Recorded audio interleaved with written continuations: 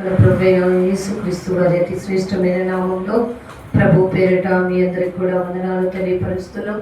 దేవుడు మనకిచ్చిన ఈ యొక్క అమూల్యమైన సమయం మరి సామెతల గ్రంథము 26వ అధ్యాయము మనము చదువుకొని ఉన్నాం. 1 నుంచి 12 వచనాలు కూడా దేవుని యొక్క వాక్య జ్ఞానముతో నిండుకొని ఒక మూర్ఖుని స్వభావం ఎలా ఉంటుంది, ఒక మూర్ఖుని యొక్క లక్షణాలు ఎలా ఉంటాయో ఆ 1 నుంచి 12 వచనాలు కూడా తెలియపరిచారు. కానీ దానిలో ఒక విషయం కూడా మనకి పొందుపరిచి ఉన్నారు. చూద్దాం. 4వ వచనం, మూఢత చొప్పున మూర్ఖునికి ప్రత్యుత్తరం ఇయ్యకము, ఇచ్చిన ఎడల నీవును వాని పోలియుందువు. ప్రార్థన చేసుకుందాం. నాదు ఆశ్చర్యమైన దేవా, మీకు వందనాలు చెల్లిస్తున్నాం. మా రాజువు, మా కొండ, మా కోట, మాకు నైనా కేవలం సమస్తము మీరే ఉన్నారు. అయినా సామెతల గ్రంథం సొలొమోను ద్వారా నైనా రాసి మాకు జ్ఞానాన్ని, తెలివిని, వివేకాన్ని ఇవ్వడం కోసమే రాయబడిన సామెతలను చెప్తూ ప్రభా, వీటిని చదువుకున్నప్పుడల్లా మా యొక్క నిజ జీవితంలో మాకు ఎదురయ్యే పరిస్థితులన్నింటిలో మేము నీకు వేడిపారై, ఈ లోకములకు వేడిపారై నీకు దగ్గరగా నీ ప్రేమ యందు నైనా ప్రభ స్థిరపడటం మాకు నేర్పించమని, ఈ లోకములో స్వస్థబుద్ధితోనూ నీతితోనూ నడవమని మీరు చెప్తున్నప్పుడు ఆ స్వస్థబుద్ధి, నీతి కేవలం నీ దేవుని యొక్క పరిశుద్ధ గ్రంథంలోని లేఖన భాగాలు పొందుపరిచి అవి మేము దినదినము చదివిన నాయన ప్రభా వాటిని అనుసరించి నడుచుకున్న ధన్యులం అవుతామని చెప్పారు. కాబట్టి మాటలు నైనా నీ బిడ్డనైనా సాధనమైన నేను నైనా ప్రభా చెప్పుచుండగా నా నోటికి మీ మాటలు అందించండి, మీ సహాయాన్ని ఇవ్వండి. పరిశుద్ధాత్మ నన్ను బలపరచండి. ఏ బిడ్డకి ఏ ఆహారం కావాలో నైనా ఆ ఆహారాన్ని సమృద్ధిగా నైనా మీరు దయచేసి బలపరిచి ఆదుకోమని నైనా ప్రభ సంఘంపై మీ కరుణా కటాక్షం నిలుపమని మనసారా నేను కోరుకుంటూ బ్రతిమలాడుకుంటూ ఈ ప్రార్థనా మనములన్నీ కూడా ప్రభువైన యేసుక్రీస్తు వారి అతి శ్రేష్టమైన నామంలో అడిగి వేడుకుని పొందుకుని నామ తండ్రి, ఆమేన్. ఈ యొక్క 26వ అధ్యాయంలో 3వ వచనంలో మనతో మాట్లాడుతూ 2వ లైన్లో ఒకటి అంటాడు, మీరు మూర్ఖుల వీపునికి ఏం కావాలట? ఏమండి, ఏం కావాలండి? మూర్ఖుడికి బెత్తం వాడు తింటారా? ఇంకా కానీ అంటున్నాడు, వాని మూఢత చొప్పున మూర్ఖునికి ఏమి ఇయ్యొద్దు? ప్రత్యుత్తరం. అంటే ఏంటో తెలుసా? వాడు అడిగిన దానికి తిరిగి నువ్వు సమాధానం చెప్పడమే. చాలా తెలివిగా మాట్లాడుతున్నాను అనుకుంటారు తెలుసా, కానీ వాడి మూఢత చొప్పున వాడికి తిరిగి సమాధానం ఇయ్యకము, ఇచ్చిన ఎడల నీవులు ఏమైపోతావట? అబ్బా, మన నిజ జీవితంలో ఇలాంటి వాళ్ళు ఎంతో మంది ఎదురవుతారు, వాదిస్తూ ఉంటారు, ఆ కలహాన్ని రేపుతూ ఉంటారు. ఆర్పే లక్షణం కాదు. ఏంటంటే వాళ్ళ దృష్టిలో ఏమనుకుంటారు తెలుసా? మనం చదువుకున్నాం చూడండి, ఆ 12వ వచనంలో చూసారండి, తన దృష్టికి జ్ఞానిని అనుకుని వానిని చూచితివా, వానిని గుణపరచుట కంటే. ఎక్కడేమంటున్నాడు? వానిని గుణపరచడం కంటే. అసలు దేవుని యొక్క వాక్యం అంతా ఏమై ఉంటుందంటే, మనం చిక్కుముడు లేసి లాక్కోలేని పరిస్థితుల్లో అంత మరి డెప్త్ మాటలు ఉంటాయి. అక్కడేమో అసలు వాడి జోలికి వెళ్ళొద్దు, మీరు వాడికి సమాధానం ఇస్తే ఏమన్నాడంటే, నువ్వు వాడిని పోలు నడుచుకుంటావు అంటున్నాడు. ఇక్కడేమంటున్నాడంటే, వాడు తన దృష్టికి తాను జ్ఞానిని కదా అని అనుకుని నువ్వు వాడిని చూచావా, వారిని సరిచేయట కంటే. ఎవరినట్టండి? మూర్ఖుని సరిచేయటమే సులువు. ఇది ఎలా సాధ్యం అంటే, మనం ఎవరిని కలిగి ఉన్నాం చెప్పండి? అసాధ్యాల్ని సాధ్యపరచగలిగిన సర్వోన్నతుడైన దేవుని కలిగి ఉన్నాం. అర్థమైందండి? ఆ దేవుని యొక్క ప్రణాళిక ఉందనుకోండి, హింసించి హాని చేసే దోషకుడుగా ఉన్న ఎవరైనా కూడా దేవుడు తన బిడ్డగా ఏర్పాటు చేసుకోవాలంటే తప్పకుండా వారికి ఒక సమయం ఇచ్చి ఏర్పాటు చేసుకోగలడు. మూర్ఖునితో సహవాసం వ్యర్థం అన్నాడు మనల్ని. ఆలోచించారా? ఎందుకంటే మూర్ఖునితో సహవాసం చేస్తే నువ్వు కూడా వాడిని పోలి నడుచుకుంటావు. కొంతమంది క్రైస్తవులైన వాళ్ళతో మాట్లాడుతున్నప్పుడు ఒక్కొక్కళ్ళు ఒక మూఢత ప్రకారం మాట్లాడుతున్నప్పుడు అనిపిస్తుంది వాళ్ళతో మాట్లాడడం వృధా. కానీ సమయం వచ్చినప్పుడు మాత్రం మాట్లాడాలి. ఎందుకంటే 4వ వచనం ఏం చెప్తుంది? 5వ వచనం సారీ, వారి మూఢత చొప్పున. ఇక్కడేమంటున్నాడు? ఇక్కడ ఏమి చేయాలట? వాడి మూఢత చొప్పునే వానికి ప్రత్యుత్తరమేమో అలాగు చేయని ఎడల వాడు తన దృష్టికి అర్థమైందండి. వాడికి బుద్ధి చెప్పాలి కంపల్సరీ. చెప్పకపోతే ఏమంటాడు తెలుసా? చూసావు నా జ్ఞానం ఎలాంటిదో. అందుకే క్రైస్తవ బిడ్డలు చదువుకోవాలి, జ్ఞానం తెలుసుకోవాలి. మనము దేవుని బిడ్డలుగా ఎదిగితే మనల్ని ఎదిరించే వారికి, అందుకే దేవుడు కూడా పౌల్ని చక్కగా ఎన్నుకున్నాడు తెలుసా.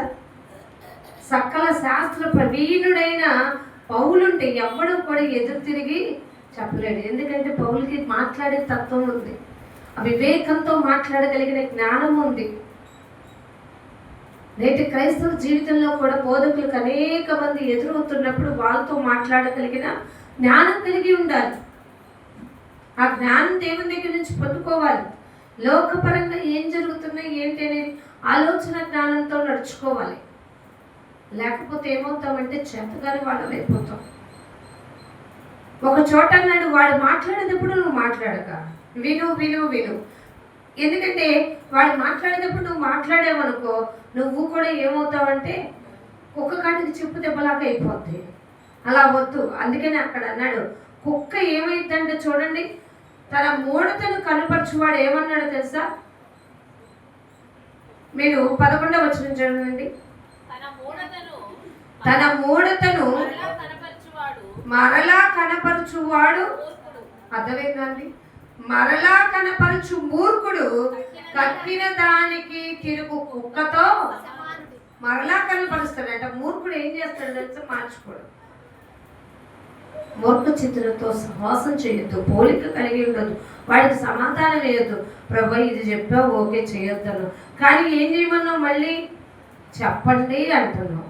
ఇది ఏంటి ప్రభు? ఈ వెనుక చెప్పాలి. చెప్పకపోతే వాడు ఏమనుకుంటాడట? నేనేం చేస్తున్నానో అదే రైట్ అనుకుంటాడు. అందుకనే ఒక వివేకం కావాలి. ఎప్పుడు చెప్పాలి, సమయం కోసం ఎదురు చూడాలి. ఆ సమయానుసారమైన, అందుకే అన్నాడు కదా, సమయోచితమైన జ్ఞానము క్రైస్తవ బిడ్డలకి అవసరం. ఇంకొక మాట కూడా ఉంటది, సమస్తమును యోచించి మేలైన దాన్ని. అర్థమైందండి? సమస్తము పరిశీలన చేసి ఏది మేలో అది మీరు కనుక ఎంచుకోగలిగిన స్థితిలోకి వెళ్తే మీరు ధన్యుడు. నా మూర్ఖతనం ఏం చేస్తుంది? నేను జ్ఞానిని అనుకునే స్థితికి వెళ్ళిపోద్ది. మరి యేసు ప్రభు వారు ఎంతో తన గొప్ప పరిచర్యను ప్రారంభిస్తూ నడిచి ముందుకెళ్తుంటే పరిసయ్యులు, సకల ప్రావీణ విద్య కలిగిన వాళ్ళందరూ, శాస్త్రులందరూ ఆయన వెనకే వచ్చి కదండి. ఎన్నిసార్లు ఎంత జ్ఞానంతో మాకు జ్ఞానం తక్కువగా ఉందా ఏంటి, మేము ఎంతగానైనా ఆయన ఇది చేయొచ్చు అని చెప్పి ఏం చేశారు తెలుసా? ప్రతిసారి ఆటంకపరుస్తుంటే దేవుడు ఎంత వివేకంతో మాట్లాడారండి ప్రతి విషయంలో కూడా. అందుకనే మనకి వివేకం అవసరం, జ్ఞానం అవసరం. సమయోచితమైన సహాయం దేవుని దగ్గర నుంచి వస్తుంది. ఆ సహాయం కోసం మనం ప్రార్థించాలి. అంతేగాని మనం కూడా మూర్ఖుల్లాగానే సమాధానం ఇచ్చి మనము కూడా మూర్ఖపు లక్షణాలు అలవాటు చేసుకునే వారిగా ఉండకూడదు. 1 నుంచి 12 వరకు కూడా మూర్ఖుని స్వభావం గురించి చెప్తూ, ఒకవేళ మూర్ఖుల్లాగా ఉన్నామనుకో, అలాగే మూర్ఖత్వంతో మరలా నడుచుకుంటున్నామనుకో కుక్క ఏమైందంట? ఎప్పుడైనా చూసారండి? గమనించండి.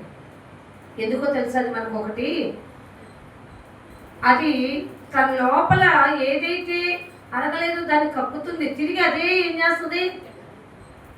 కానీ మన స్వభావం అలా ఉండకూడదు కదా, ఉండకూడదని చెప్తున్నాడు. దేవుడు వదిలిపెట్టమన్న దాన్ని వదిలిపెట్టేద్దాం, మేలైనది యోచించమన్నప్పుడు దాన్ని పట్టుకోవడానికి ప్రయత్నం చేద్దాం.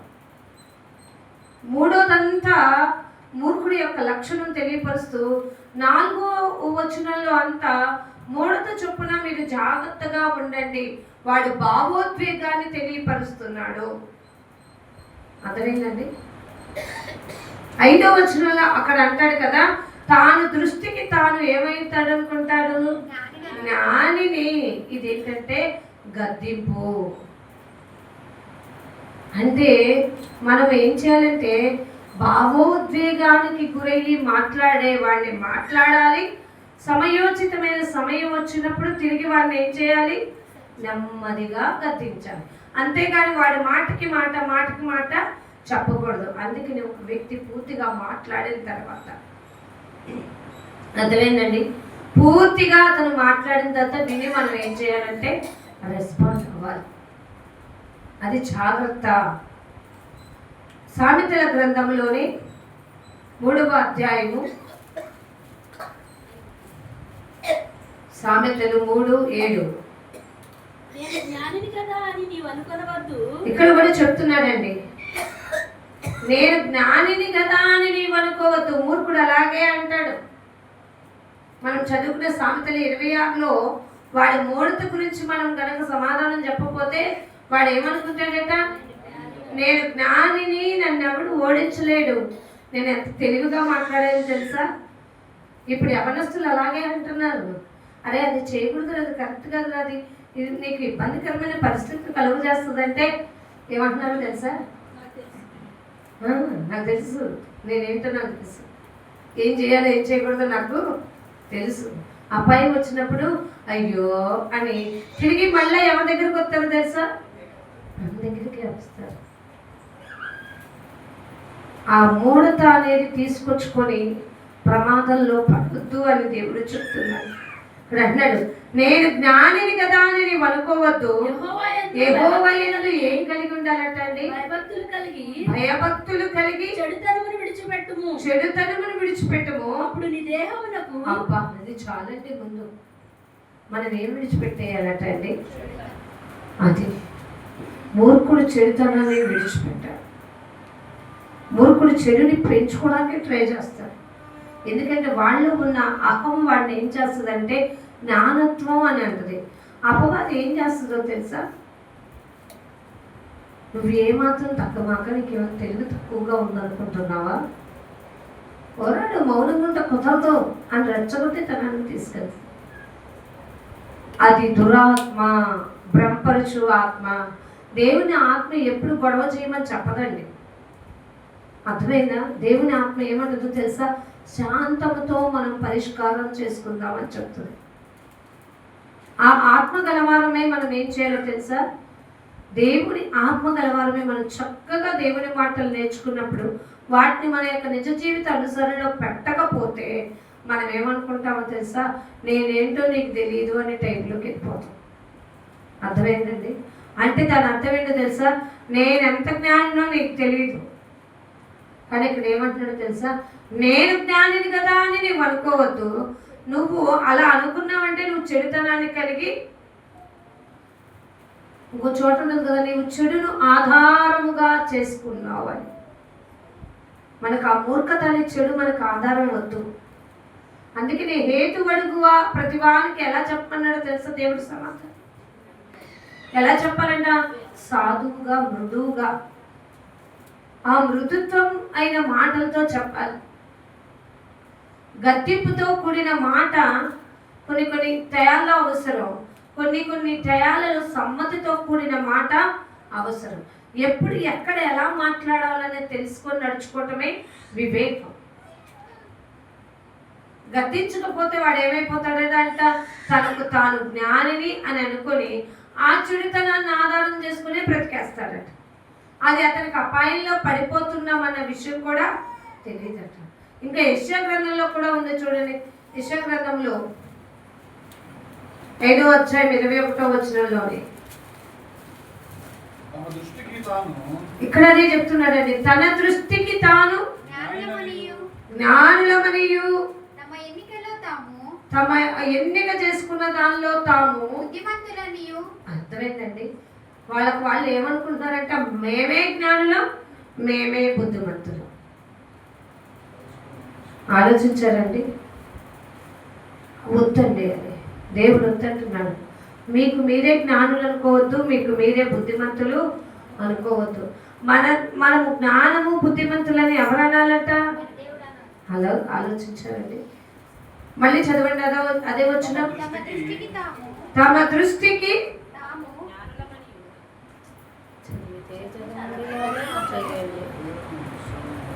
తమ దృష్టికి తాము జ్ఞానులనియు, తమ దృష్టికి తాము జ్ఞానులనియు, తమ ఎన్నికలో తాము బుద్ధిమంతులనియు, తాము ఆ ఎన్నికలో తాము బుద్ధిమంతులనియు తలంచుకొని వారికి శ్రమ. తలంచుకొని వారికి ఏం రాబడుతుంది? అర్థమైందండి. అందుకే శ్రమ రాకమునిపే మనం దేవునికి మొరపెట్టుకునే వారిగా ఉండాలి. ఎప్పుడైతే వాక్యం అనే జ్ఞానం నేర్చుకుంటామో, వాక్యం అనే జ్ఞానం దేవుని ఏం కలిగి ఉండమంటుందో తెలుసా? భయభక్తులు కలిగి జీవించు అంటది. వాక్యం అనే జ్ఞానం మనకి ఏం నేర్పుతుందో తెలుసా? మూడునికి దూరంగా ఉండమంటది. వాక్యం అనే జ్ఞానం కలహం వద్దంటది. వాక్యం అనే జ్ఞానం శత్రుత్వాన్ని పెంచుకోవద్దంటది. వాక్యం అనే జ్ఞానము దుష్టునికి దూరంగా ఉండమని చెప్తుంది. అర్థమైందండి? ఈ లోక జ్ఞానం ఏమైందంటే నువ్వు తక్కువడివి ఏం కాదు. అర్థమైందా? ఏమాత్రం నువ్వు తక్కాల్సిన అవసరం లేదు. దేనికైనా సిద్ధపడు. అర్థమైందండి? అది మూర్ఖ జ్ఞానం. ఆలోచించారా? దేవుడు ఎవరితో కూడా శత్రుత్వం అనేది పెంచుకోవద్దన్నాడు. నీకు చేతనైతే 1కి 2 సార్లు గద్దించు, తర్వాత 3వసారి ఏం చేయమన్నా దేవుడికి అప్పచెప్పేసి వదిలేసి ఇది చేయాలి. అప్పచెప్పేసి వదిలిన తర్వాత ఇక ఆ మనుషుల గురించి మనం ఏం చేయకూడదు, తప్పించుకొని వెళ్ళిపోవాలి. మూర్ఖులకి దూరంగా ఉండాలి. దేవుని బిడ్డలకి దగ్గరగా జీవించాలి. బైబిల్ గ్రంథంలో ఉందో తెలుసా? మన సహవాసం ఎవరితో ఉండాలట? పరిశుద్ధులతో నీ సహవాసం ఉండాలి. ఆ దినము సమీపించిన కొలది మరి ఎక్కువగా మీరందరూ పరిశుద్ధులుగా మీరందరూ కూడుకొని ఒక చాట కూడుకొని, మీరు పాటలతో హెచ్చరిక చేసే వాళ్ళైతే పాటలతో, ప్రార్థన ద్వారా భయపెట్టే వాళ్ళైతే ప్రార్థన, మీరందరూ సమూహంగా కూర్చుకొని ఏం చేయాలో తెలుసా? వాక్యంలో బలపడండి. ఇది దేవుని జ్ఞానం నేర్పుతుంది. మనం లోకపు వారుగా ఉండిపోయి అన్యజనుల వలె మనము జ్ఞానిని కదా అని అనుకున వద్దు. అదే అన్నాడు, నేను జ్ఞానిని కదా అని అనుకోవద్దు. నువ్వు అలా అనుకుంటే దేవుని యొక్క యెహోవా నేను ఆధారం చేసుకుని నువ్వేమైపోతావు తెలుసా? చెడుతనం నుండి నీవు గనక ఏం చేయాలి? తప్పించబడాలి. మూర్ఖుడు ఏమంటాడు తెలుసా? నేను చెడుతనానికి దూరంగా ఉండను, దగ్గరగానే ఉంటాను అంటాడు. ఆలోచించారండి? చాలామంది అంటాం, చాలామంది యవనస్తులు కానీ ఈ మధ్య బైక్ నడిపే ఏ వ్యక్తికైనా తెలుసా? చేతిలో రైజ్ ఉంది, టంటే వెళ్ళిపోద్దని చెప్పి ఇలా వెళ్ళడమే కదా, ఎగిరి కూర్చుంటూ ఇంకొకలా బైక్ మీద కాళ్ళు వేసుకుంటూ మూర్ఖంగా నడిచేస్తూ ఉంటారు.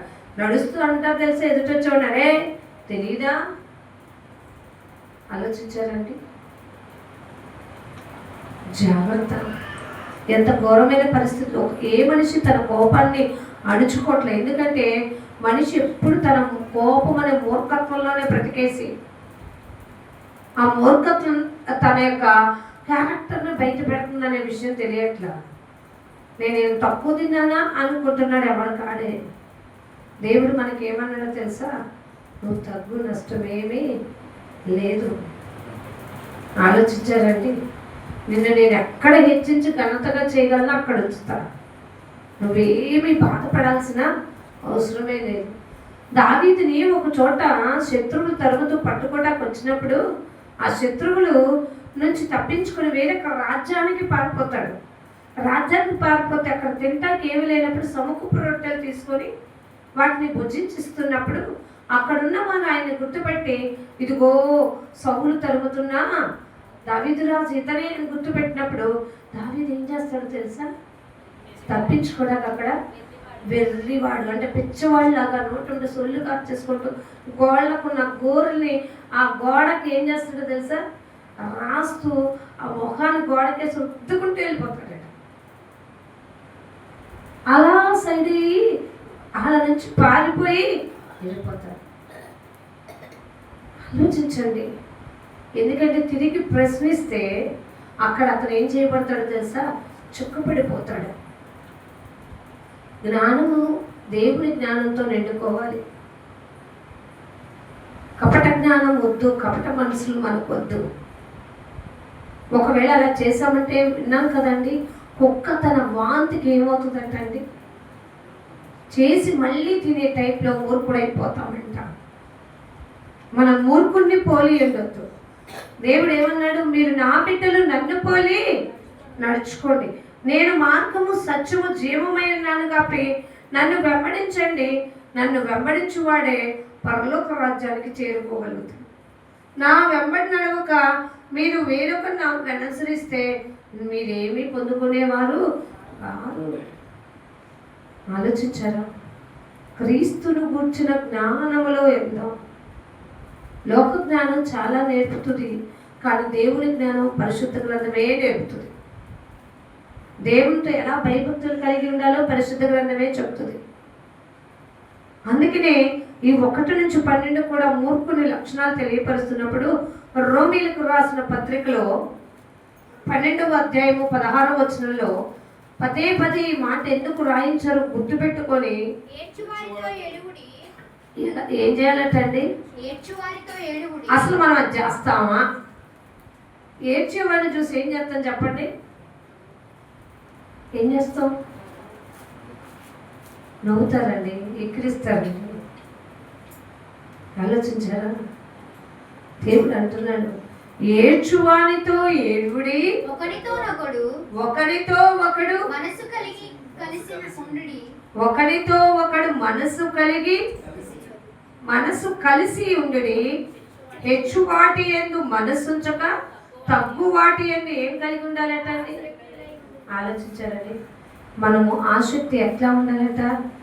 తగ్గు వాటి యందు ఆసక్తులై ఉండాలి, హెచ్చు వాటి యందు ఆసక్తి ఉండదు. మళ్ళీ అంటున్నాడు, ఇక్కడ కూడా చెప్పాడు చూడండి, మీకు మీరే. అర్థమైనా? ఈ మాట మన బుర్రలోకి ఎదగాలి. బుద్ధిమంతులు అని అనుకునవద్దు. అసలు బుద్ధిమంతులు అంటే దానియేలు గ్రంథం 12వ అధ్యాయంలో చెప్తాడు కదా, బుద్ధిమంతులైతే ఆకాశ మండలంలో ఉన్న జ్యోతుల్ని పోలి నడుచుకోవాలి. ఎందుకు ప్రభువా అంటే అక్కడ చెప్తాడు కదా, నీతి మార్గం అనుసరించి నడుచుకున్నట్లు. అదే అండి, అర్థమైందా? నీతి మార్గము అనుసరించి ఎవరు అనేకులను త్రిప్పుదురో వారు నక్షత్రము వలె అదండి నిరంతరము ప్రకాశించదు. ఇది దేవుని జ్ఞానం. ఆలోచించారా? మనం దేవుడు అంటున్నాడు, నేను మిమ్మల్ని నిరంతరం ప్రకాశించే జ్యోతులుగా ఉంచుతాను. కానీ మీరేం కోరుకుంటున్నారు తెలుసా? ఆరిపోయే జ్యోతులుగా ఉండాలనుకుంటే ఎట్లా? దేవుడు వెలిగించాడు మనల్ని, వెలిగే దీపాలుగా వెలుగుదాం. నీతిని అనుసరించి నడుచుకుంటే మనం ప్రకాశిస్తామంట. ఆయన ముఖకాంతి మనపై ప్రకాశింపచేస్తుంది. కాబట్టి మనకు మనమే బుద్ధిమంతులం అని చెప్పి అనుకునవద్దు. అంటే కొంతమంది ఏడ్చేవాడితో ఏడుతారు, నవ్వే వాళ్ళతో నవ్వుతారు. పక్కకి వెళ్ళిన తర్వాత ఏమంటారు తెలుసా? భలే యాడ్ చేశాను కదా అక్కడ. ఇలాంటి వాళ్ళు ఉన్నారండి. భలే ఇచ్చాను కదా కౌంటరు. ఏమండి, అర్థమైందా? నటన జీవితం వద్దు. దేవుడు అది మెచ్చుకోవట్లా. జాగ్రత్త కలిగిన జీవితంతో మనం బ్రతకాలట. మనకి మనమే జ్ఞానులు అనుకోవద్దు, మనకి మనమే బుద్ధిమంతులు అని కూడా అనుకోవద్దు. నీతిని అనుసరించి అలా చెప్తూ అంటున్నాడు తెలుసా, నా దృష్టిలో ఎవరు జ్ఞానులు? యెహోవా యందు భయభక్తులు కలిగి చెడుతనాన్ని విసర్జించే వాళ్ళే జ్ఞానులు. నా దృష్టిలో బుద్ధిమంతులు ఎవరు? దేవుని వాక్య జ్ఞానాన్ని అనుసరించి దేవునికి భయపడి నీతిని అనుసరించి నడుచుకుని వారెవరో వాళ్ళని ప్రకాశించేవారుగా పెడతాను కాబట్టి వాళ్ళు బుద్ధిమంతులు. ఇంకా యోబు గ్రంథంలో అంటాడు కదా, నేను ఆకాశ పక్షుల కంటే మీకు ఏం చేశాను తెలుసా? చూడండి యోబు గ్రంథం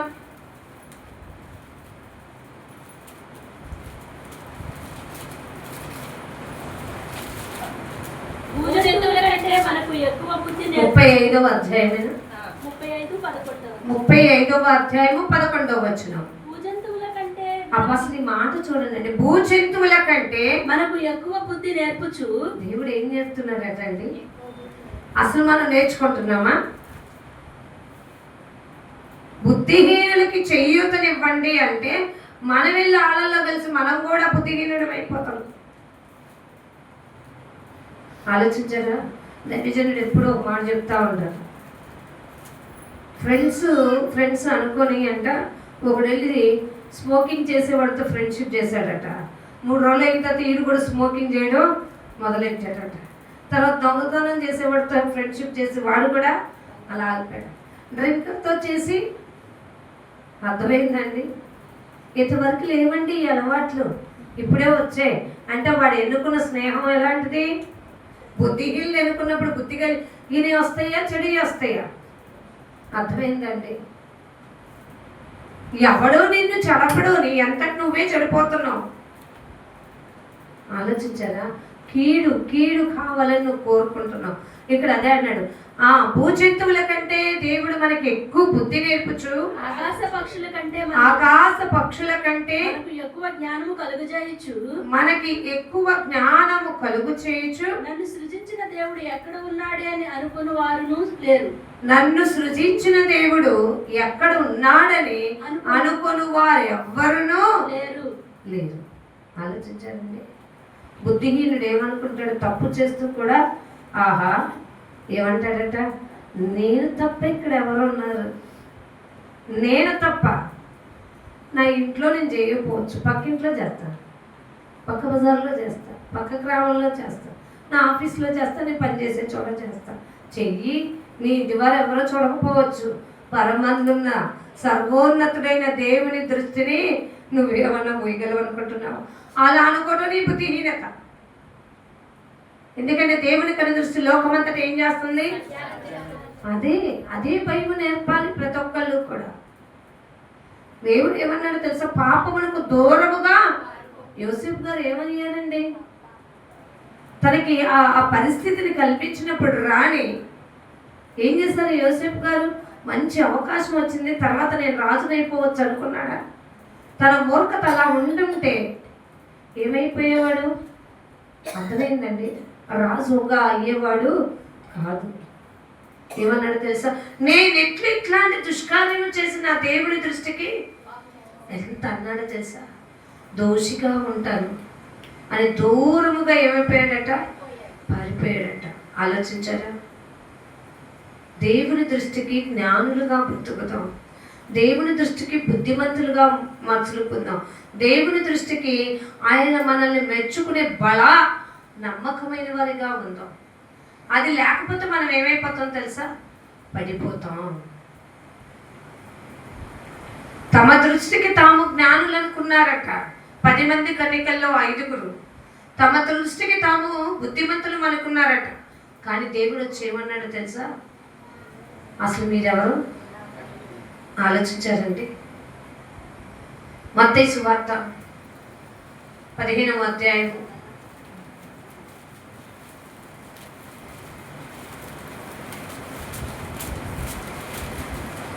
1వ వచనం నుంచి.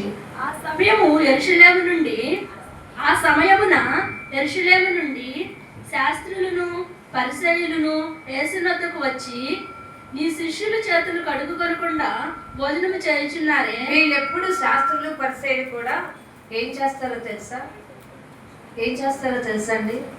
యేసు ప్రభుని ఎక్కడ పట్టుకుందామా, వీళ్ళ మూర్ఖత్వం వీళ్ళది. వచ్చి ఏమన్నారట, యెరూషలేము నుండి శాస్త్రులను పరిసయ్యులను యేసునొద్దకు వచ్చి, నీ శిష్యులు చేతులు కడుక్కొనకుండా భోజనము చేయుచున్నారే, వారెందు నిమిత్తము పెద్దలు పెట్టిన పారంపర్యాచారమును అతిక్రమించుచున్నారని. అర్థమైందండి? ఇక్కడ వీళ్ళు ఏంటో తెలుసా, ఇప్పుడు మనం ఏం చేద్దాం, మన టెక్నిక్స్ వాడదాం. ఎవరాళ్ళు?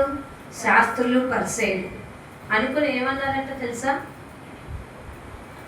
తాము జ్ఞానులు అనుకుని దేవుణ్ణి క్వశ్చన్ చేస్తే దేవుడు ఏమని సమాధానం ఇచ్చారు చూడండి. అందుకు ఆయన, మీరును మీ పారంపర్యాచారము నిమిత్తమై ఏమంటాడండి, దేవుని ఆజ్ఞను మీరు ఎందుకు అది తెలుసుగా, భలే ఇచ్చారు కదండి దేవుడు. వీళ్ళు ఎందుకు చేతులు కడుక్కోకుండా భోజనం చేస్తున్నారంటే, మరి మీ పెద్దలు మీకు ఏం నేర్పారు?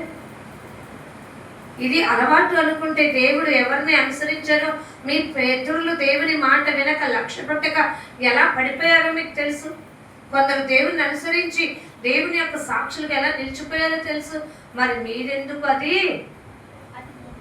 అర్థమైందండి? మరి నేర్చుకోలేదు. తర్వాత తల్లిదండ్రుల్ని గణపరచమనియు తండ్రినైనను తల్లినైనను దూషించువాడు ఏమవుతాడు? అర్థమైందండి? ఏమంటున్నాడంటే తప్పకుండా వాడు ఏమైపోతాడు? మరణము పొందవలనని దేవుడు సెలవిచ్చెను. మీరైతే ఒకడు తన తండ్రినైనను తల్లినైనను చూచి,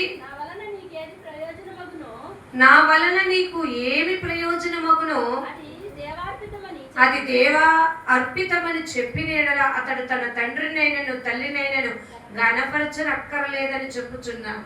ఎంత లాజిక్ ఉంది, అర్థమైందా? మీకు తెలుసు తల్లిదండ్రులను గణపరచాలని. భూమి మీద వాళ్ళు నీకు ఏదైనా ఇస్తున్నప్పుడు, నువ్వు తీసుకున్నప్పుడు ఇది దేవత అర్పితం అని నువ్వు చెప్పావనుకో, ఏమవుతావు? ఆలోచించారా ఎంత తెలివిగా దేవుని వాక్యం ఉంటుందో? ఇది దేవత అర్పితమని కాబట్టి తల్లినైనను తండ్రినైనను గణపరచనక్కర్లేదని చెప్పుచున్నారు. మీరు ఈ పారంపర్యాచారం నిమిత్తమే దేవుని వాక్యాన్ని ఏం చేస్తున్నారు తెలుసా? నిరర్థకము చేయుచున్నారు. కాబట్టి మీరు ఏమైపోతున్నారు తెలుసా? వేషధారణ జీవితం. ఆలోచించారండి? నేను లేని నీకు తండ్రి తల్లి ఎక్కడి నుంచి వచ్చారు? వేషధారణ జీవితంలో గడుపుతూ మా తల్లిని తండ్రిని కనపరిస్తే చాలు నాకు అన్నీ వచ్చేస్తాయి అనుకుంటున్నామేమో. ఈ ప్రజలు పెదవులతో నన్ను స్తుతిస్తారు కానీ హృదయాన్ని మాత్రం ఎప్పుడూ దూరంగానే ఉంచుతారు. జాగ్రత్త పడాలి అంటున్నాడు యేసు ప్రభు వారిని. తను ఎవరైనా వచ్చి పరిసయ్యులు శాస్త్రులు తను అడిగినప్పుడు దేవుడు చాలా చాకచక్యంగా, ఎందుకంటే మూర్ఖులతో ప్రత్యుత్తరం ఇవ్వటం వద్దు, వాళ్ళని పోలు నడుచుకుంటామని చెప్పిన దేవుని కంటే అధిక జ్ఞానం ఎవరు లేరు. కాబట్టి అక్కడ దేవుని సిచ్యువేషన్ ఏంటో తెలుసా? తాను జ్ఞానిని, సర్వాధికారం కలిగిన వాడిని అని తెలియపరచడానికి వెంటనే దేవుడు ఏం చేశారు తెలుసా? మీ మూఢత్వాన్ని, వాక్యాన్ని నిరంతరం చేసే ఆ యొక్క మూర్ఖతని మానుకోండి, జాగ్రత్త పరచాలి. అదే 16వ అధ్యాయంలో అంటాడు, పరిసయ్యులు సద్దుకయ్యులు వచ్చి ఆయన శోధించడానికి ఆకాశం నుండి మాకేం చూపించమంటున్నారు? అర్థమైందండి? మూర్ఖులు ఏం చేస్తారు తెలుసా? నాకు ఏదైనా చూపిస్తే నేను నమ్ముతా. అందుకనే యేసు ప్రభు వారు శిలువ మరణం పొంది తిరిగి పునరుద్ధానుడై తిరిగి లేచినప్పుడు కూడా ఏం చేశారు తెలుసా? ఏం చేశారండి? ఆయన నమ్మలా పోతాం అనుకున్నారు కొంతమంది, కానీ తోమా దగ్గరికి లేవన్నారు తెలుసా? నువ్వు నన్ను నమ్మట్లేదు కాబట్టి ఏం చెయ్యి పెట్టి నా గాయములో నీ చెయ్యి పెట్టి చూసైనా నమ్ము. ఆలోచించారా? దేవుని బిడ్డలుగా సాగాలి. ఇక్కడ అంటున్నాడు, ఆకాశము నుండి సూచన చూపమని అడిగినప్పుడంట వాళ్ళతో దేవుడు ఇట్లా అన్నాడట, మీరు సాయంకాలమున మీరు ఏం చేస్తారు? ఆకాశం ఎర్రగా ఉంది కాబట్టి ఏమొచ్చేస్తుంది?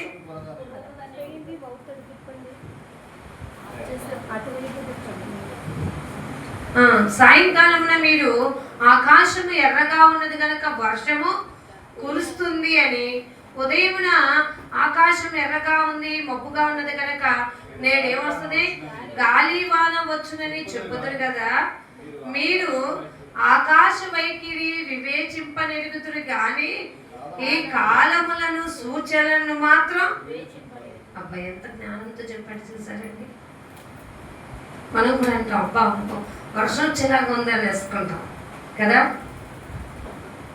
కానీ టైం దగ్గర పడుతుందని మాత్రం ఓ చోట 90వ కీర్తనలో ఉంటుంది, ప్రభువా మాకు జ్ఞాన హృదయం కలుగునట్లు మా బ్రతుకు దినాలను లెక్కించుకోవడం మాకు నేర్పుము. మరి ఇది తెలియట్లేదు, మన కాలం అయిపోతుందని, మనం ఆయుష్ అయిపోతుందని. ఈ జ్ఞానంతో మనం బ్రతకాలంట. ఆకాశ వైఖరి తెలుస్తుంది కానీ నేను ఎందుకు భూమి మీదకి వచ్చాను, ఎందుకు నేను సమాధానం కలగజేయడానికి ఎంత ప్రయాసపడుతున్నాను, ఎందుకు దేవుడి చిత్తాన్ని నేను చేయడం కోసం నన్ను నేను త్యాగపూరితంగా అర్పించుకోవడానికి వచ్చాను, ఆ విషయం మీకు చెప్తున్నా కూడా మీకు అర్థం కావట్లేదే అంటూ ఇక్కడ అంటున్నాడు కదా. వ్యభిచారులైనను చెడ్డతరము వారు సూచక క్రియ అడుగుతున్నారు కానీ అయితే యోనాను కూర్చిన సూచక క్రియ కానీ మరి ఏ సూచక క్రియ అయినను వారికి అనుగ్రహింపబడదని వారితో అర్థమైందండి. ఎప్పుడు సూచక్రియలతోనే బ్రతికేస్తారు. కొంతమంది అంటారు, ఈ సంఘానికి వెళ్ళానా నాకు ఏదన్నా మేలు జరిగిందో అక్కడ ఉందాం, రెండోది ఏమన్నా జరుగుతుందేమో చూద్దాం, జరగకపోతే నెక్స్ట్ దానికి చెప్పొద్దాం. ఇది జ్ఞానం అంటారా, ఇది బుద్ధి అంటారా? ఆలోచించారా అండి? నువ్వు దేవుని దగ్గరికి, దేవుని సంఘానికి నీ కార్యాలు జరుగుతాయని, నీకు మేలు జరుగుతుందని, లేదా నీకు ఆశీర్వాదం దొరుకుతుందని రావద్దు. ఎందుకు రావాలో తెలుసా? నన్ను నేను మనస్ఫూర్తిగా మనస్సాక్షిగా క్రీస్తుకి సమర్పించుకోవడానికి వస్తాను. మత్తయి సువార్త 6వ అధ్యాయంలో దేవుడు చెప్పేశాడు కదండి, 63వ వచనంలోనూ అక్కడ ఉంటుంది, మొదటిగా మీరు నా నీతిని. అర్థమైందండి? ఆ మీదట మీకు కావలసిన వస్త్రాలు ఏంటో, తినడానికి ఏంటో వాటన్నిటినీ నేను ఏం చేసేస్తాను? అనుగ్రహించేస్తాను. ఆలోచించారా? జాగ్రత్త జాగ్రత్త. మనము దేవుని వైపు తిరుగువారుగా ఉండాలి,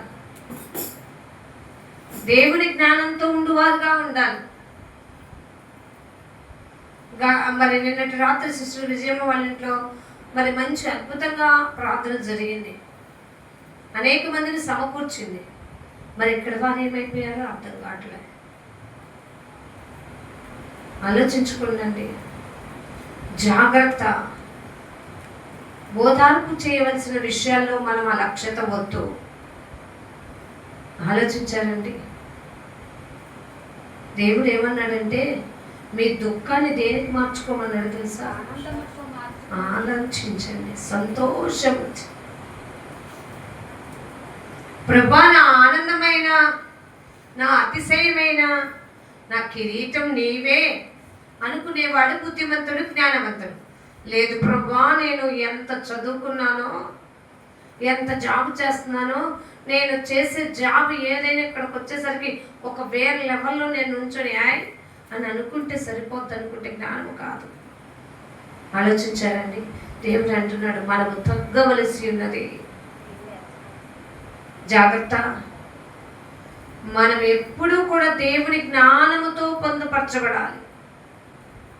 ఈ లోక జ్ఞానంతో ఉంటే మనం ఎప్పుడూ కూడా మూర్ఖత్వంలోకి వెళ్ళిపోతాం. మూర్ఖత్వము ఉంటే బెత్తముతో కొట్టుకోమన్నాడు. వాదనకు ప్రతివాదన చేయొద్దు, మాటకు తిరిగి మాట వద్దు. కోపానికి తిరిగి కోపం చూపుదాం అనుకోవద్దు. కీడు చేశాడు కాబట్టి కీడు చేద్దాం అనుకోవద్దు. కీడు చేసిన వానికి కూడా నువ్వేం చేయమంటుంది దేవుడి వాక్యం ఏం చేయమంటుందో తెలుసా? మేలు. అర్థమైందండి? నువ్వు మేలు యోచించి మేలు చేస్తే నువ్వేమవుతావు తెలుసా? చక్కటి దీవెన పొందుకుంటావు.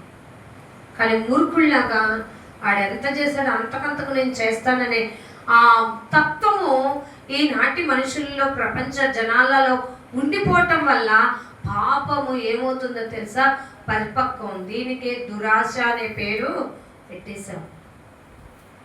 ఈ పాపాన్ని పరిపక్వం చేసేసుకొని చివరిదాకెళ్ళి మరణం తెచ్చేసుకొని మంచం పైకి వెళ్ళిన తర్వాత దేవుడికి ఏంటి నా పరిస్థితి, ఇలాగైపోయాను, నేనేం చేయాలనుకుంటున్నాను, ఇప్పుడైనా దేవుడా నీకు దండం పెట్టేస్తా, దేవుడా నన్ను క్షమించే, ఎవరన్నా ప్రార్థన చేసేవాళ్ళు ఉంటే పిలవండి, వాళ్ళ వల్లన్నా నేను మారుతానేమో, వాళ్ళ వల్లనే ఈ రోగం తగ్గుతుందేమో అనుకునే మూర్ఖతనాల్లాగా మనం ఉండద్దు.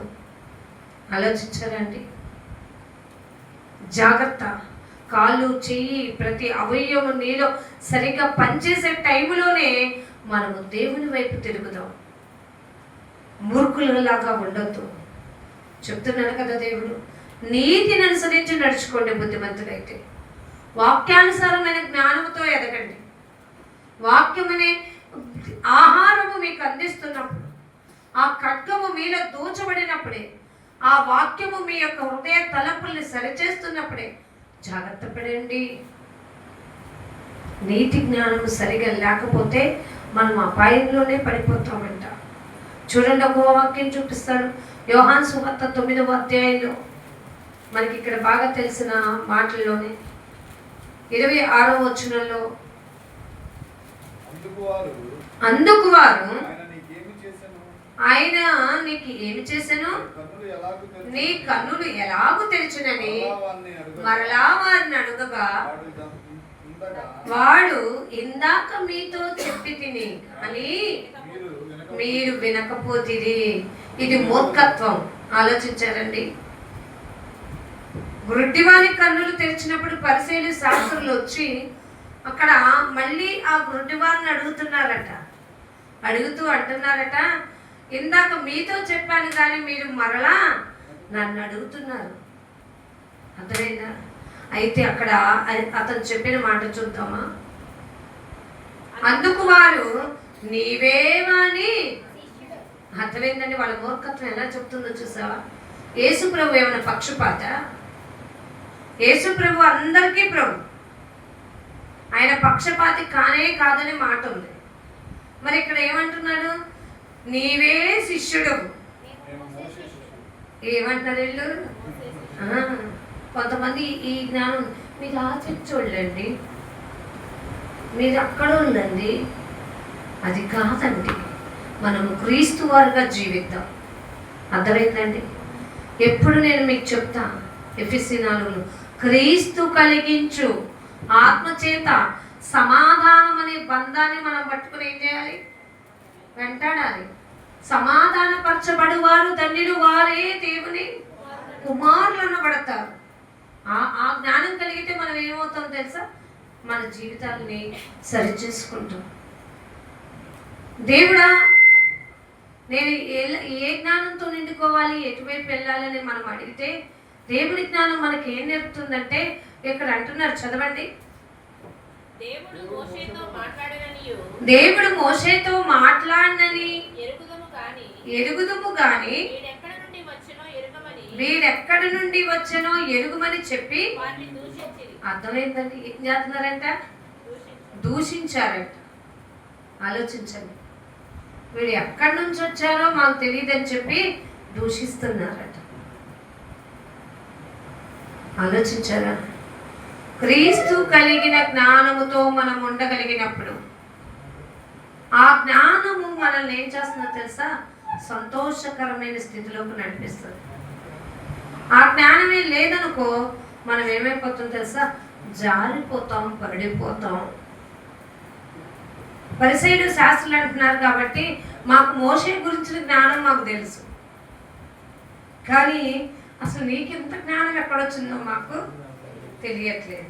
అంటే ఏమన్నాడో చూసారా? అందుకు ఆ మనుషుడు అందుకు ఆ మనుషుడు ఆయన ఎక్కడ నుండి వచ్చినో ఎరుగకపోవటం అబ్బా ఎంత బాగా చెప్తున్నాడో చూసారా? ఆయన ఎక్కడి నుండి వచ్చానో మీరు ఎరుగుపోవుట ఆశ్చర్యమే. మీకు తెలియకుండా ఉండడం నాకేమవుతుంది? ఎందుకంటే మీరు ఏ జ్ఞానులు? సకల శాస్త్ర ప్రవీణులు కదా. అసలు మీరు ఎంత జ్ఞానం ఉన్న వాళ్ళు నన్ను ఎత్తుక్కుంటూ రావటం. బహుశా ఒక కలెక్టర్ గారు మన దగ్గరికి వచ్చేసి మీకు ఈ జ్ఞానం ఎక్కడి నుండి వచ్చింది అని అడిగితే ఏమంటాం? అర్థమైందా? మనకి ఏ స్వభావాలు బయటపడతాయో చూడాలి. ఆలోచించండి. తక్కువ అంచనా వేస్తున్నావు ఏంటి? ఆలోచించవద్దు. క్రీస్తును గుర్చిన జ్ఞానము కలిగి సమాధానం ఇవ్వాలి. కళ్ళు మాత్రమే దేవుడు ఇచ్చాడు, కానీ ఇతను ఎంత జ్ఞానంగా మాట్లాడుతున్నాడో చూసారండి. నాకు ఆ మాట ఎప్పుడూ నేను మర్చిపోలేదు. కానీ దేవుడు కూడా చెప్పలా, నీ దగ్గరికి వీళ్ళు వస్తారు వీళ్ళకి ఇలా సమాధానం చెప్పు అని అనలా. వీళ్ళు ఏమంటారు తెలుసా? నీవే శిష్యుడు కదా, నువ్వే చెప్పేసే అని అంటున్నారు. ఆయనతో ఏమంటున్నారో చూడండి. అయినను అయినను ఆయన నా కన్నులు తెరిచెను. అయినను ఆయన ఎవరో మీకు తెలియకపోవటం ఆశ్చర్యమే. అయినా కానీ దేవుడు నా కన్నులు తెరిచాడు. అబ్బా అస్సలు వచ్చిన ఉండదు చూడండి. దేవుడు పాపుల మనవి ఆలకింపడని ఎరుగుదును. అర్థమైందండి? మూర్ఖులతో ఎంత వాళ్ళే జ్ఞానులు అనుకుంటారు కదా పరిసయ్యులు శాస్త్రులు. అనుకునే వాళ్ళతో ఎంత తెలివిగా సమాధానం చెప్తున్నాడు. మరలా వచ్చి అడుగుతుంటే వాళ్ళ అమ్మలు కూడా విసుగుపోయి, వాడు వయసు వచ్చిన వాడు కదా వాడినే అడుగుడి అని అన్నందుకు, ఇందాక మీతో చెప్పింది కదా మరలా అడుగుతున్నారేంటి? అయినా అసలు మీకు ఆయన ఎవరో తెలియకపోవటం నాకు ఆశ్చర్యం వస్తుంది. ఎందుకంటే మీరు ఏం చేస్తారు తెలుసా?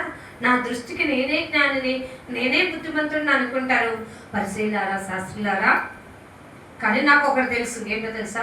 దేవుడు పాపుల మనవి ఆలకింపడని ఎరుగుదుము. ఎవడైనను దేవభక్తుడై ఉండి ఆయన యొక్క చిత్తము చొప్పున జరిగించిన ఎడలా